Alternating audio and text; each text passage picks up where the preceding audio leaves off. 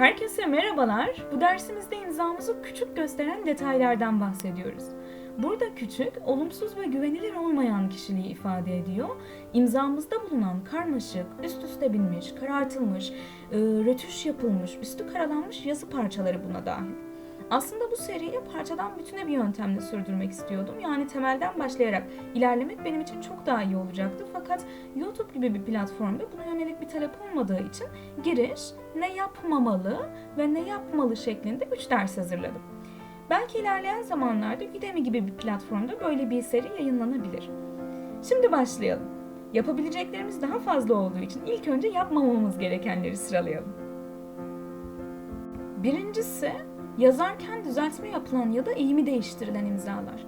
Düzeltmeler kişinin kendi adını yazarken güvensizlik duyması ya da aşırı özgüvenden dolayı olabilir ve bu çoğu zaman takıntılı bir kişilik belirtisidir. Fakat yazma veya imzalama alışkanlığının bulunmamasından dolayı da buna çok rastlıyoruz. İmza atarken durup, beğenmeyip harfin üstünden geçmeniz buna dahil. Bunu yapmayalım. Ve eğim bundan daha da önemli çünkü ilk başta gözümüze çarpan şey eğim oluyor. Yazıda eğimin değişmesi denge probleminin göstergesi. Dik yazabilirsiniz, eğik yazabilirsiniz, farklı açılarda sağa ya da sola yatık yazabilirsiniz. Şimdi bir Ayşe Yılmaz yazalım.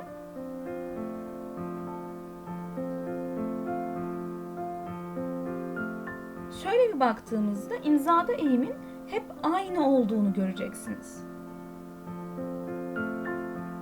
Eğik yazdım ve imzam yukarı çıktı.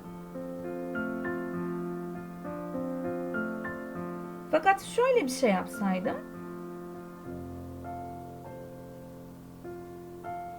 Eğimi değiştirdim. Yana yatırdım. Olmadı. Eğimim imza içerisinde değişmemeli, hep aynı sürmeli. Sürdürülebilir olmalı. Ya da dik yazayım, çok dik yazayım en başta, sonra eğileyim.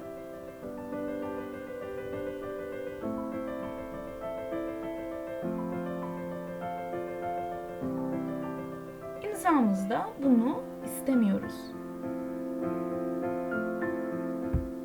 İkincisi, küçülen ya da kendisini aşağı taşıyan imzalar. Depresyon, karamsarlık, kendine güven eksikliği, hayata yayılmış bir psikolojik yorgunluğu ifade edebilir. İstenen hedefe ulaşmak için umutsuzluk veya enerji eksikliğini gösterir. Bu kişi kendi fikirlerine ve kendisiyle ilgili olana kilitlenir ve başkalarının sözlerine kulak asmaz. Bunu da şöyle gösterelim. İlk önce şunu söylemekte fayda var. Benim imzam bu doğrultuda hareket edebilir ya da yukarı çıkabilir. Zaten bunu çok öneririz.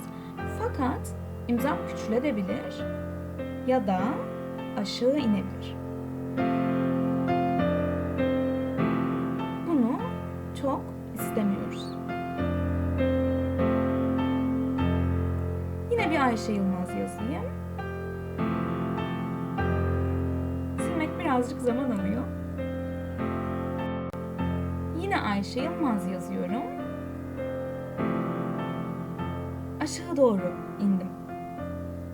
İmzam düz bir doğrultuda ilerlemiyor da aşağı iniyor. Bunu istemiyoruz.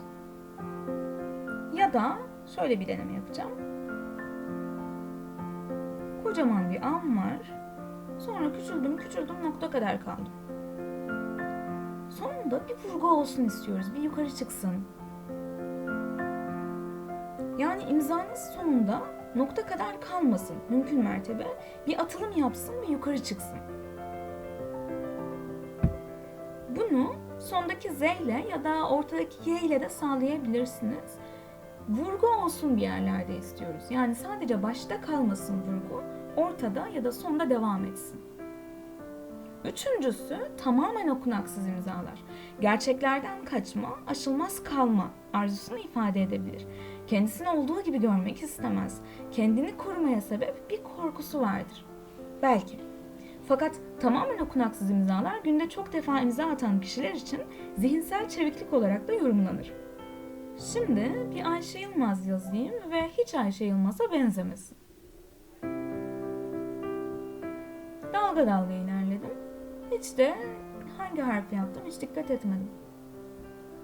Fakat bunu şöyle yorumlayabilirim. Burada bir A var, burada bir Y var, işte burada bir Z var derim.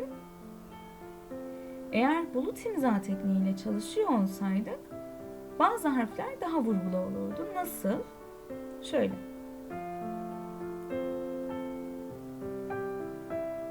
Biz belirsizliğin de tutarlı olmasını istiyoruz. Planlı bir belirsizlik ile çalışabilirsiniz. Fakat ilk yazdığımız Ayşe Yılmaz gibi olmasın bu. Daha okunaklı olsun. Bir yerlerde başta, sonda, ortada öne çıkan harfler ya da yazı parçaları olsun istiyoruz.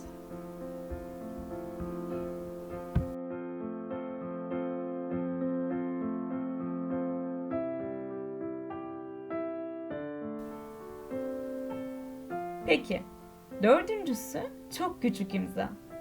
İmzanızın boyutu el yazınızın boyutundan çok küçük ya da çok büyük olmasın. Bir metin yazıyorum. Bir sayfa içerisindeyim. Bu benim el yazısı boyutum.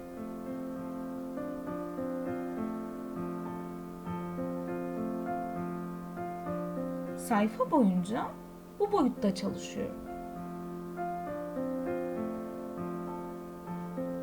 Aşağıda size imza atmanız için bir kutucuk verilmişse ve bu kutucuk küçücükse küçücük bir imza atabilirsiniz. Fakat belirlenmiş bir boyut yoksa imzanızla el yazı boyutunuz aynı ya da benzer olsun.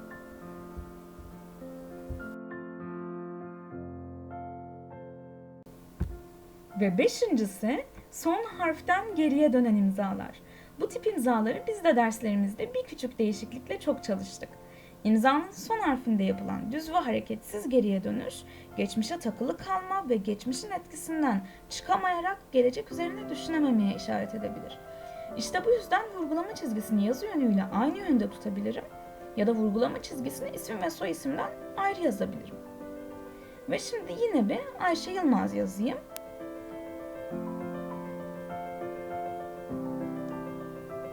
Z'den geriye döndüm. Böylece kaldım. İşte böyle kalmayayım. Burada bir hareket daha olsun. Şimdi bir deneme daha yapayım.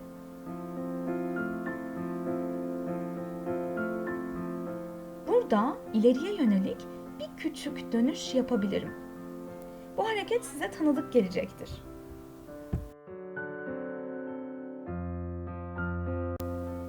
Şimdi bir K yazayım. Çok daha tanıdık gelecektir. Daha önceki derslerimizde bahsetmiştik. K ile bir geri dönüş sağlıyorum. Fakat bu geri dönüş bombeli olarak ilk ileri ve sonra geri. Daha sonra da tekrar ileriye bakacak şekilde bir dönüşle geleceğe yöneliyor. Kısacası geri dönüşlerimiz bir noktadan sonra ileriye yönelsin ki geçmiş geleceğe ışık tutabilsin. Yani geçmiş geleceği yaşanabilir kılsın. Ve bugünlük bu kadar. Bir sonraki dersimizde görüşmek üzere. Hoşça kalın.